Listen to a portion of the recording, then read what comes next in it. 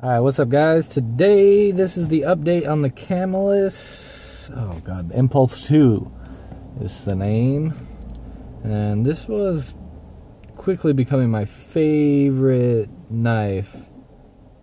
It was up there with the... god dang, I can't remember the name. With the... this one here.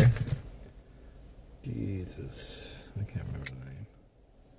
Cryo, the Kershaw Cryo, and they're about the same size. The Cryo's a little bit thinner though, and I might be going back to it here quickly. But I used this extensively while I was working overnight, and did some prying with it, and a lot of things, but. We had a catastrophic failure. Oh no, you see it? Can you see it? The tip got broke. It got broke. Man, that was a sad day right there. I did some medium prying with it. There was these strips that were glued on with Gorilla Glue.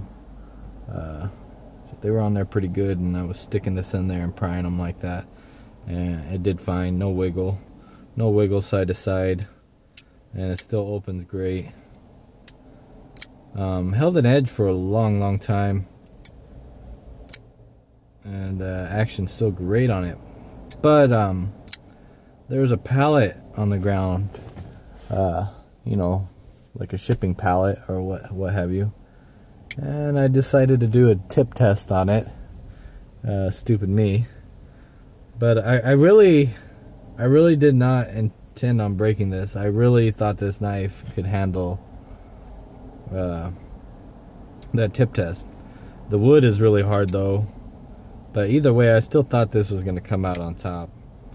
I'm not saying this knife isn't worth getting. I'm just saying buyer beware. But yeah, anyways, you know, the tip was in the wood. I went to, you know, test the tip a little bit, crank it to the left or right. But the sad part is, like, I want to say I didn't even put no force on it. I mean, we probably went, you know, this is the thing right about there, and it just snapped. You know, so probably like 10 degrees. Probably less, and that thing just gave right away, just snapped with almost little to no pressure. So that makes me question the heat treat on it, or maybe the geometry of the tip could have been designed better, maybe both. But still, this is still a better blade than some of the Gerber ordered, like the Gerber order. And that other one I reviewed a while back, that there's a few people that messaged me, oh, you should never pry with a knife. I pried for a week straight with this knife, and it did fine. Completely fine. The handle did not break. It's solid. The lockup's still solid. And it did fine. And the tip didn't break either. You know, until I stabbed it into wood and started cranking on it to left or right. I didn't crank on it. I didn't go bam and then crank it at 45 degrees. We're talking like I barely went to move it, and it just snapped right away. The actual grain, you're not going to be able to see that where it broke. It looks a little bit big, which is a bad sign. But overall though, I still really like this knife. For the price, I feel like it's not too bad. It's Aus 8 steel.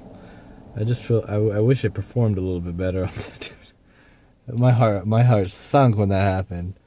I was like, man, you know, you could grind it and reprofile it, but I don't know. Oh, one of the bad things too, this spine is really sharp, and I was, after prying that strip off, I was scraping the Gorilla Glue off with it, you know, and I was using it as a draw knife, kind of like this.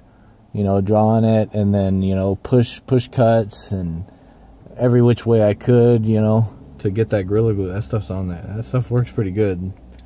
if you let it dry right. But my thumb, the meat of my thumbs were so raw from that 90-degree spine, and I happen to have a ferro rod here. I'm kind of curious if it'll throw some sparks. Let's see if we can light the car on fire, huh? Get that coating off. Oh, not too bad. Yeah, it will. Oops, I'm getting the plastic. So there it is. So yeah, it'll throw sparks for sure. There is coating on here. It looks like once that weared off, now it's even sharper. If you can get the angle right. Yeah, that'll throw sparks. But I kind of see why Tops knives, they don't put 90-degree spines on there, because when you're using it, it just rubs your meat right off. It wore my hands out so bad to where when I ran hot water over them, it burned just from that 90-degree spine, and working on it like this and like that, and doing pull cuts, it just rubbed them raw. So I don't know. I'm not sure how I feel on the 90-degree spines anymore. I don't know if I'd want it or not want it. On an EDC blade like this, I think I'd want a rounded spine probably, because you're not gonna use a fixed blade for when you're camping, you know. But this blade might have changed my perception on spine, rounded spines and 90-degree spines. But anyways, yeah. So there's the tip, man. Man, that sucks so bad. Oh, and another thing, it would have been cool to see this blade in here. I think that'd be cool. So Camelus, if you're watching, if you can put your little, I believe this is patented. They patent this bayonet thing here. It would have been so cool to see like the hole actually be the shape of the bayonet. That'd be awesome. Other than that, you guys can take what you want from this video, but there's, after some hard use, what it looks like, and you can see some of the tape and goo kumpucky still on there. Anyways, peace out, guys. Buyers beware, and take care.